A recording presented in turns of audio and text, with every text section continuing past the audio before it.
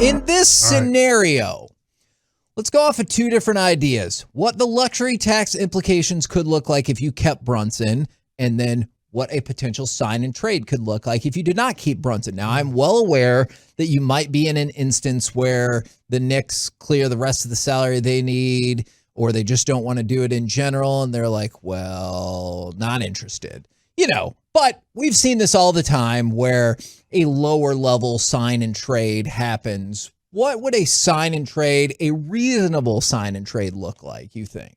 For the Mavs? Yes. And for the Knicks to send Brunson to New York because he's decided that's where he wants to play.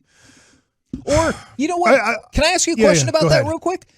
Do you think there's a scenario where maybe he is leaning towards the Mavs at numbers that are starting to make them a little bit uncomfortable, and the Knicks know he's leaning towards them, and then the Mavericks lean into that, and they're like, hey, let's see if we can leverage this a little bit and go ahead and do the sign and trade, even though he was going to come back. Does that make sense? Yes and no. What I wouldn't understand there is Jalen has all the power in the world here. The Mavs really don't have any power over Jalen unless they wanted to say, well, we're not offering you anything. Yeah. And then, or we're offering you the same 4-year, $55 million contract that was available around the All-Star break. And then he would go to say, well, I'm just signing with New York. Unless New York would then go, well, because we now know that it's 4 for 55, we're only offering you 4 for 80. Yeah. And so I don't think the power is really all in Brunson's hands, and there's no power in the Mavs to kind of say, well, we're going to send you to the Knicks, if that makes sense. And we're probably not in a scenario where everybody does what's the best for everybody else, and Brunson goes to the Mavs, and he's like, I've really appreciated my time here. Yeah. I can tell them I'm coming back here if you can shake them down. Okay. That probably won't happen. I don't think so. Yeah. So I will say this. I was obviously thinking about this a lot this weekend. I don't think the Mavs have any interest in Julius Randle.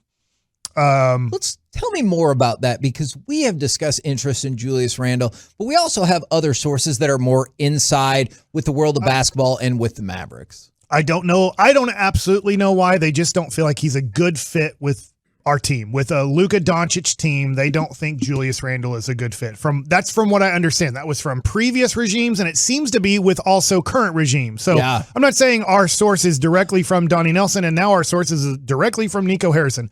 It just seems to be that they are not that interested in Julius Randle's game in Dallas. I could be wrong. I'll put this. I hope I'm wrong. I think Julius Randle could come here and efficiently give you close to 20 points, close to 10 rebounds, and close to 3.5 assists. I get the ball would be in his hands less. Yeah. So I'm guessing more like 3 to maybe 4 assists rather than kind of the 5 to 6 assists he's had the last 2 years in New York. Now, that being said, I think it's unrealistic. There is a trade kicker there, so he makes $23.7 million next year. And I believe it would go up 15% because of a trade kicker he has. That's like, what, another $3.5 million? Yeah, right. So it gets a little bit over $25 million you'd be better with that number there. So maybe closer to $26 million next year. That being said, I think that's unrealistic. Realistically, in a sign and trade, I think realistically what you would hope to get is Cam Reddish and Nerlens Noel. And that's it works financially. That works. I've talked to my guys in New York, and they said financially, Nerlens Noel and Cam Reddish work for everybody. Now, if that's the case, putting aside like that would work, how disappointed do you think Mavericks fans would be in that return? Like, I get that might be the world you're living in. Yeah. But how disappointed do you think Mavs fans would be? I think most Mavs fans would be disappointed, but I would try to tell them on Friday or next week, hey, it's nothing or that. Yeah. So you have a pile of nothing in one hand with no money available to spend, which, once again, we'll explain this 1,000 times to this date. If he were to sign for however much money, the Mavericks have $6.3 million to spend in free agent money, and that is it. You can sign as many veteran minimum guys as you want. Looking at you, Goran Dragic. Right, but you literally, whatever Jalen Brunson does, You only have $6.3 million to spend because you're over $150 million payroll without Jalen Brunson on the team. And when you hit the $150 million mark in the NBA this upcoming year, you get $6.3 million to spend as a taxpayer mid-level exception. You get no more money when Jalen Brunson signs. So if you're like, we'll have him sign for $25 million, and then what do we get? You get absolutely nothing. Yeah.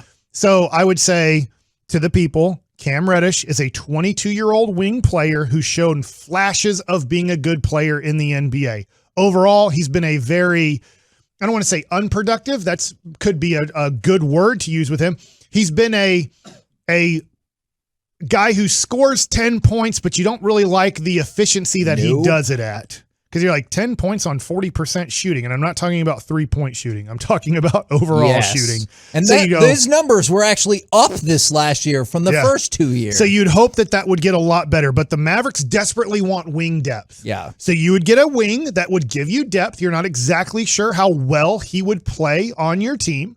And then you would get Nerlens Noel, who's a skinny center who blocks shots and dunks basketballs and rebounds some. You've had him here before. He was okay here. He's been okay other places. He would be your backup to Christian Wood, and he would probably get 20 minutes a night on your team.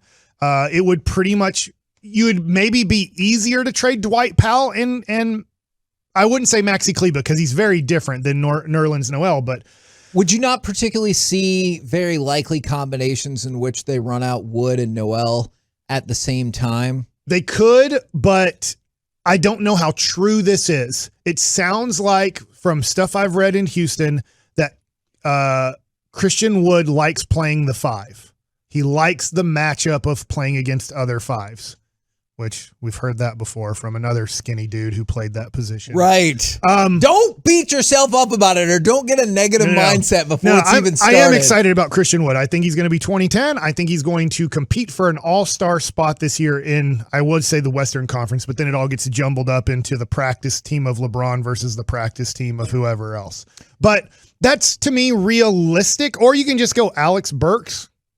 Alec Burks is a realistic just by itself. But I mean, if they got desperate, maybe it'd be Alec Burks and your 2023 first round pick back from the trade that you made for Porzingis. But I think I'm getting a little bit optimistic that they're going to throw in a future first round pick in this. I think that would have to be one of those scenarios where it really was up in the air. You know, like it really was up in the air.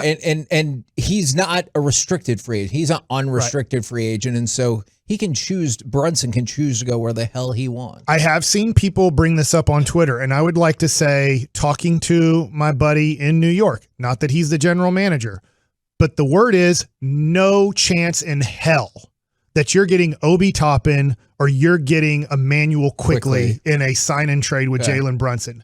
They're not giving away $5 million players that they like that have room to grow, or a $2 million player in Quentin Grimes who looks like he's going to average 20 points a game in the right situation. Yeah. That sixth man of the year, the way that we just played against Jordan Clarkson, let's say in Utah, we're like, damn, like you can't really stop him offensively. They feel like they have drafted a guy in Emmanuel Quickly who is going to be a guy who's going to give them 15 to 20 points on their team, and a good team. And I'm not saying he's going to be a star at all, but we're not getting those guys in this sign and trade if it happens. I think you're getting, they brought this up to me. Would we want Derrick Rose? And I don't want Derrick Rose. He would be on a 1 year, $14.5 million deal with a team option the next year at $15.5 million. Would you want in a sign and trade nothing, or would you want Derrick Rose on a 2-year deal where the second year is non-guaranteed? I think I would take that. Okay. Because at least that's an option. Yeah. That's a realistic option. And unfortunately from the 214, because we talked about this player quite a bit, Bassick, no Mitchell Robinson. And from the 940, what about RJ Barrett? Like RJ Barrett this last year took a step up, and I think that's why they're trying to build their team around him. Yes. They think he's the better player than Jalen Brunson. Make no mistake, they don't think Jalen Brunson's leading them to a championship. They think Jalen Brunson is a desperate piece they miss because they can't figure out point guard for 5 years